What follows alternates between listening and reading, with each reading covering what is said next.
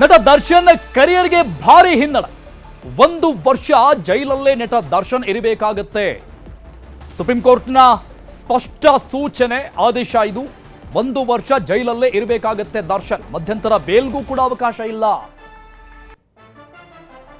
ಮಧ್ಯಂತರ ಬೇಲ್ಗೂ ಆಪ್ಷನ್ ಇಲ್ಲದಂತಹ ಪರಿಸ್ಥಿತಿ. ದರ್ಶನ್ ಸಿನಿ ಕರಿಯರ್ಗೆ ಭಾರಿ ಹಿನ್ನಡೆ ಆಗಿದೆ. ಅವರ ಅಭಿಮಾನಿಗಳು ಕಾದು ಕುಳಿತಿದ್ರು, ನಮ್ಮ ಬಾಸ್ ಆಚೆ ಬಂದ್ಬಿಡ್ತಾರೆ ಇನ್ನೊಂದು 2-3 ತಿಂಗಳಾದ್ಮೇಲೆ ಅಂತ.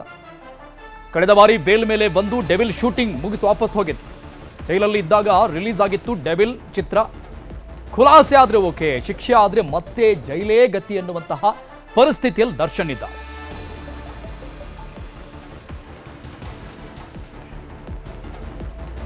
ಡೀಟೇಲ್ಸ್ ಕೊಡ್ತಾರೆ ನಮ್ಮ film bureau head Anand. News desk ನಿಂದ ಲೈವ್ ನಲ್ಲಿ ಜಾಯ್ನ್ ಆಗ್ತಾ ಇದ್ದಾರೆ. ದರ್ಶನ್ ಅವರದ್ದು ಇತ್ತೀಚೆಗೆ ಒಂದು ಚಿತ್ರ ರಿಲೀಸ್ ಆಯಿತು, ರಿಲೀಸ್ ಆಯಿತು, ಹಳೆ ಚಿತ್ರ. ಅವರ ಅಭಿಮಾನಿಗಳು ಅದನ್ನ ಮೆರವಣಿಗೆ ಮಾಡಿ ಕುಣಿದು ಕುಪ್ಪಳಿಸಿ ಸೆಲೆಬ್ರೇಟ್ ಮಾಡಿದ್ರು. ಬಟ್ ಆ ಪರಿಸ್ಥಿತಿ ಯಥಾ ಪ್ರಕಾರ ಮುಂದುವರಿಯುತ್ತೆ ಅಂತ ಕಾಣಿಸುತ್ತೆ ಆನಂದ್. ಯಾಕಂದ್ರೆ ದರ್ಶನ್ಗೆ ಇವತ್ತು ಸಿಕ್ಕಿರುವಂಥದ್ದು ಅತಿ ದೊಡ್ಡ ಶಾಕಿಂಗ್ ನ್ಯೂಸ್ ಇದು. ಎಸ್ ಅರುಣ್, ಏನಂತಂದರೆ ಡೆವಿಲ್ ಸಿನಿಮಾ ಬರೋಕ್ಕೂ ಮುಂಚೆನೂ ಕೂಡ ಸಾಕಷ್ಟು ಸಿನಿಮಾಗಳು ರಿಲೀಸ್ ಆಗಿದ್ವು. ಕರಿಯ ಆಗಿರ್ಬೋದು, ಶಾಸ್ತ್ರಿ ಆಗಿರ್ಬೋದು, ನವಗ್ರಹ ಆಗಿರ್ಬೋದು, ಹೀಗೆ ಎಲ್ಲ ಸಿನಿಮಾಗಳನ್ನೂ ಕೂಡ ಸೆಲೆಬ್ರೇಟ್ ಮಾಡಿದರು.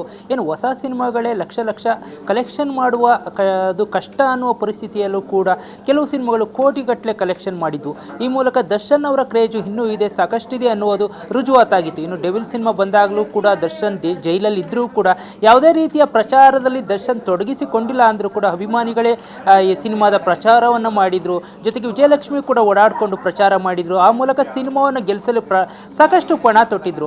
ಆದರೆ ಇನ್ನು ಮುಂದೆ ದರ್ಶನ್ ಅವರು ಇನ್ನೂ 1 ವರ್ಷಗಳ ಕಾಲ ಏನು ಜೈಲಲ್ಲೇ ಇರಬೇಕಾದ ಅನಿವಾರ್ಯತೆ ಇರೋದ್ರಿಂದ, ಯಾಕಂದರೆ ಏನು ಸದ್ಯಕ್ಕೆ ಕಲಾಸಿಪಾಳ್ಯಕ್ಕೂ ಹೋಗೋಕ್ಕಾಗಲ್ಲ, ಮೆಜೆಸ್ಟಿಕ್ಕೂ ಬರೋಕ್ಕಾಗಲ್ಲ, ಮಂಡ್ಯಕ್ಕೂ ಕೂಡ ಎಂಟ್ರಿ ಇಲ್ಲ. ಅವ್ರೇನಿದ್ರು ಪರಪ್ಪನ ಅಗ್ರಹಾರದಲ್ಲೇ ಫಿಕ್ಸ್ ಅಂತ ಸುಪ್ರೀಂ ಕೋರ್ಟ್ ಹೇಳಿರೋದ್ರಿಂದ ಇನ್ನು 1 ವರ್ಷಗಳ ಕಾಲ ಅವ್ರು ಜೈಲಲ್ಲೇ ಉಳ್ಕೊಳ್ಬೇಕಾಗತ್ತೆ. ಹೀಗಾಗಿ ಅವರ ಯಾವುದೇ ಸಿನಿಮಾ ಸದ್ಯಕ್ಕೆ ಶುರುವಾಗಿರಲಿಲ್ಲ, ಅನೌನ್ಸ್ ಕೂಡ ಆಗಿರಲಿಲ್ಲ. ಮತ್ತು ಈಗ ಜೈಲಿಂದ ವಾಪಸ್ ಬಂದರೂ ಕೂಡ ಇನ್ನೊಂದು ವರ್ಷ ಆದಮೇಲೆ ತಕ್ಷಣ ಸಿನಿಮಾ ಶೂಟಿಂಗ್ ಮಾಡೋಕ್ಕಾಗಲ್ಲ. ಯಾಕಂದರೆ ಮಾನಸಿಕವಾಗಿ ದೈಹಿಕವಾಗಿ ಸದೃಢವಾಗಬೇಕಾಗುತ್ತೆ, ಒಂದಷ್ಟು ಪ್ರಿಪ್ರೇಷನ್ ಬೇಕಾಗುತ್ತೆ. ಮತ್ತು ಪ್ರೊಡ್ಯೂಸರ್ಗಳು ಕೂಡ ಆತಂಕದಲ್ಲಿರ್ತಾರೆ, ಮತ್ತೆ ಯಾವಾಗ ಬೇಲ್ ಕ್ಯಾನ್ಸಲ್ ಆಗುತ್ತೆ, ಮತ್ತು ಅವ್ರಿಗೆ ಏನು ಶಿಕ್ಷೆ ಪ್ರಮಾಣ ಏನಾದರೂ ಪ್ರಕಟವಾದರೆ ಅದು ಕೂಡ ತೊಂದರೆ ಆಗ್ಬೋದು ಅಂತ. ಹೀಗಾಗಿ ಇನ್ನೂ ಈ ವರ್ಷ ಅಂತೂ ಖಂಡಿತ ಅವರ ಹಳೆ ಸಿನಿಮಾಗಳನ್ನ ಟಿ ವಿಯಲ್ಲಿ ನೋಡಬೇಕಾಗತ್ತೆ ಅಥವಾ ಇಂಟರ್ನೆಟ್ನಲ್ಲಿ ನೋಡಬೇಕಾಗತ್ತೆ. ಕೊನೆಗೆ ಥಿಯೇಟ್ರಲ್ಲಿ ನೋಡಬೇಕಂದ್ರೂ ಕೂಡ ಹಳೆ ಸಿನಿಮಾಗಳನ್ನೇ ನೋಡಬೇಕಾಗತ್ತೆ. ಇನ್ನೊಂದು ಕಡೆ ಅರುಣ್ ಹೂಗಾರ್, ದರ್ಶನ್ ಬಗ್ಗೆ ಏನು ಚರ್ಚೆ ಆಗ್ತಾ ಇರೋ ವಿಷಯ ಏನಪ್ಪ ಅಂತಂದರೆ, ಅವರು ರಾಜಕೀಯಕ್ಕೆ ಬರ್ತಾರೆ, ಬೇಲ್ ಸಿಕ್ಕರೆ ರಾಜಕೀಯಕ್ಕೆ ಬರ್ತಾರೆ, ಅವರೇ ಹೊಸ ಪಕ್ಷ ಕಟ್ತಾರೆ. ಯಾಕಂದರೆ ತಮಿಳುನಾಡಿನಲ್ಲಿ ವಿಜಯ್ 2 ವರ್ಷಗಳ ಹಿಂದೆ ಒಂದು ಹೊಸ ಪಕ್ಷವನ್ನು ಕಟ್ಟಿ ಏನು ಈಗ CM ಕೂಡ ಆಗಿದ್ದಾರೆ, ವಿಶ್ವಾಸ ಮತದಲ್ಲೂ ಕೂಡ ಗೆದ್ದಿದ್ದಾರೆ. ಅದೇ ರೀತಿ ತಮಿಳುನಾಡನ್ನು ಹೊರತುಪಡಿಸಿದರೆ ಬೇರೆ ಸ್ಟೇಟ್ ಅಂತ ಬಂದರೆ ಕರ್ನಾಟಕದಲ್ಲಿ ಒಂದು ಕಲ್ಟ್ ಫ್ಯಾನ್ ಬೇಸ್ ಅಂತ, ಒಂದು ದೊಡ್ಡ ಫ್ಯಾನ್ ಬೇಸ್ ಅಂತ ಇರುವವರು, ಮಾಸ್ ಫ್ಯಾನ್ ಬೇಸ್ ಅಂತ ಇರುವ ನಟ ಅಂದರೆ ಅದು ಒನ್ ಅಂಡ್ ಓನ್ಲಿ ದರ್ಶನ್. ಹೀಗಾಗಿ ದರ್ಶನ್ ಕೂಡ ಏನು ಆಚೆ ಬಂದ ತಕ್ಷಣ ಒಂದು ಪಕ್ಷ ಕಟ್ಬೋದು ಅಥವಾ ಯಾವುದೋ ರಾಜಕೀಯ ಪಕ್ಷಕ್ಕೆ ಹೋಗ್ಬೋದು, ಅವರು ದೊಡ್ಡ ಮಟ್ಟಕ್ಕೆ ಹೋಗ್ಬೋದು ಅನ್ನೋ ನಿರೀಕ್ಷೆಯನ್ನು. ಆನಂದ್ ಎಲ್ಲ ಡೀಟೇಲ್ಸ್ಗೆ. ಇನ್ನು ಬೇಲ್ ಇಲ್ಲ ಎಂಬ ಸುದ್ದಿ ಕೇಳಿ ದರ್ಶನ್ ಶಾಕ್ ಆಗಿದ್ದಾರೆ. ನಿಜಕ್ಕೂ ಪರಪ್ಪನ ಅಗ್ರಹಾರ ಜೈಲಲ್ಲಿ ದರ್ಶನ್ ಶಾಕ್ ಆಗಿದ್ದಾರೆ. ಸುಪ್ರೀಂ ಕೋರ್ಟ್ನ ಇವತ್ತಿನ ಆದೇಶವನ್ನ ಅಥವಾ ಸೂಚನೆಯನ್ನ ಕೇಳಿ ಸುಪ್ರೀಂ ಕೋರ್ಟ್ ನಿರ್ದೇಶನದಿಂದ ಕಾಟೇರ ಬೇಸರಗೊಂಡಿದ್ದಾರೆ. ಪರಪ್ಪನ ಅಗ್ರಹಾರದಲ್ಲಿರುವಂತ ಆರೋಪಿ ದರ್ಶನ್ ಸುಪ್ರೀಂ ಕೋರ್ಟ್ ನಿರ್ದೇಶನ ಏನು ಕೊಟ್ಟಿದೆ ಇವತ್ತು, 1 ವರ್ಷ ಕಾಲಾವಕಾಶ ವಿಚಾರಣೆಗಾಗಿ. ಸೊ ಅದರಿಂದ ಸಹಜವಾಗಿ ಬೇಸರ. ಮುಂದೆಯೂ ಬೇಲ್ ಸಿಗುತ್ತಾ ಇಲ್ವಾ ಅನ್ನುವಂಥ ಟೆನ್ಷನ್ ಅವರನ್ನ ಕಾಡ್ತಾ ಇದೆ. ಈಗ ಸಹ ಕೈದಿಗಳ ಜೊತೆ ಮಾತಾಡ್ತಾ ದರ್ಶನ್ ಭಾವುಕರಾಗಿದ್ದಾರೆ ಅಂತ ಜೈಲಲ್ಲಿ. ಹೀಗಾಗ್ಬಿಡ್ತಲ್ಲ ಅಂತ.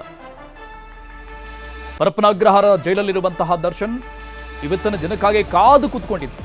ಏನಾದ್ರೂ ಒಂದು ರಿಲೀಫ್ ಸಿಗಬಹುದಾ, ನಾನು ಅಂದುಕೊಳ್ಳುವಂತಹ ರೀತಿಯಲ್ಲಿ ಸೂಚನೆಗಳು, ನಿರ್ದೇಶನ ಸುಪ್ರೀಂ ಕೋರ್ಟ್ನಿಂದ ಆಚೆ ಬರಬಹುದಾ ಅನ್ನುವಂತಹ ನಿರೀಕ್ಷೆಯಲ್ಲಿದ್ದಂತಹ ದರ್ಶನ್ಗೆ ಅತಿ ದೊಡ್ಡ ಶಾಕ್.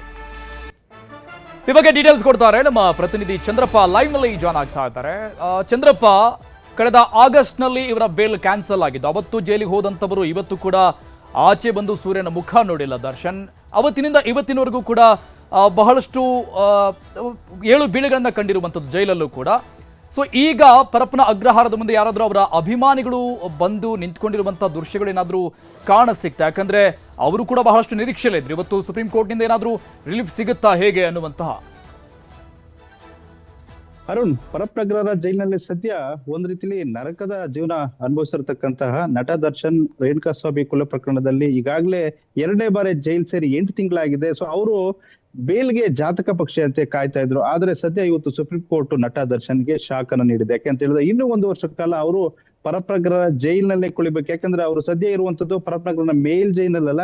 ಯಾಕೆಂತ ಹೇಳಿದ್ರೆ ಅವರನ್ನ ಒಂದು ಮೂಲಭೂತ ಸೌಕರ್ಯಗಳು ಮತ್ತೆ ಏನು ರಾಜಾತಿಥ್ಯ ಈ ಸಂಬಂಧಪಟ್ಟಾಗೆ ಸುಪ್ರೀಂ ಕೋರ್ಟ್ ಕೂಡ ಪರಪ್ನಗರ ಜೈಲಿನ ಅಧಿಕಾರಿಗಳೇ ಚಾಟಿಯನ್ನ ಬೀಸಿದ್ರು. ಹಾಗಾಗಿ ಪರಪ್ನಗರ ಜೈಲಿನ ಅಧಿಕಾರಿಗಳು ಸೊ ಅವರನ್ನ ಕ್ವಾರಂಟೈನ್ ಸೆಲ್ ನಲ್ಲಿ ಇಡಲಾಗಿದೆ. ಸೊ ಅಲ್ಲಿ ಯಾವುದೇ ರೀತಿ ಅಂತ ಯಾವುದೇ ರೀತಿ ರಾಜಾತಿಥ್ಯ ಕೊಡುವಂತ ಯಾವುದೇ ಸೌಲಭ್ಯ ಇಲ್ಲ. ಅವರಿಗೆ ಒಬ್ಬ ಸಾಮಾನ್ಯ ಕೈದಿ, ಪರಪ್ನಗರ ಜೈಲ್ ಇರ್ತಕ್ಕಂಥ ಸಾಮಾನ್ಯ ಕೈದಿಗೆ ನೀಡುವಂತ ಸೌಲಭ್ಯ ಕೂಡ ಕೊಡ್ತಾ ಇಲ್ಲ ಅಂತೇಳಿ ಅವ್ರೀಗ ಬೇಲ್ಗೆ ಹಾಕೊಂಡಿದ್ದು. ಆದ್ರೆ ಏನು ಪರಪ್ನಗರ ಜೈಲಿನ ಅಧಿಕಾರಿಗಳ ಜೊತೆಗೆ ಸ್ಥಳೀಯ ಪೊಲೀಸರು ಕೂಡ ಸುಪ್ರೀಂ ಕೋರ್ಟ್ಗೆ ಒಂದು ಅಫಿಡವಿಟ್ ಅನ್ನು ಹಾಕಿದ್ರು. ಅಲ್ಲಿ ಒಬ್ಬ ಸಾಮಾನ್ಯ ಕೈದಿಗೆ ಜೈಲಿನ ಮೆನು ಪ್ರಕಾರ ನಾವ್ ಏನೇನ್ ಸೌಲಭ್ಯ ಕೊಡ್ಬೇಕು ಅದೆಲ್ಲವನ್ನ ಕೊಡ್ತಾ ಇದ್ದೇವೆ. ಯಾಕೆಂದ್ರೆ ಸುಪ್ರೀಂ ಕೋರ್ಟ್ ಈಗಾಗಲೇ ನಟ ದರ್ಶನ್ ಯಾವುದೇ ರೀತಿ ರಾಜ್ಯತೆ ಕೊಡಬಾರ್ದು ಅಂತ ಹೇಳಿ ಆದೇಶ ಮಾಡಿದ್ರಿಂದ ಈಗ ಒಂದ್ ಕಡೆ ನಟ ದರ್ಶನ್ ಅವರು ಕುಗ್ಗಿ ಹೋಗಿದ್ದಾರೆ. ಒಂದ್ ಕಡೆ ಸಿನಿಮಾ ಏನು ಅವರ ಕೆರಿಯರ್ ಕೂಡ ಒಂದ್ ರೀತಿಯಲ್ಲಿ ಇನ್ನೇನು ಅಳಿವಿನ ಅನ್ನೋ ರೀತಿಯಲ್ಲಿ ಇರೋದ್ರಿಂದ ನಟ ದರ್ಶನ್ ಅವರು ಪರಪ್ನಗರ ಜೈಲಿನಲ್ಲಿ ಸದ್ಯ ಮಾನಸಿಕವಾಗಿ ಕುಗ್ಗಿ ಹೋಗಿದ್ದಾರೆ. Thank you Chandrappa details.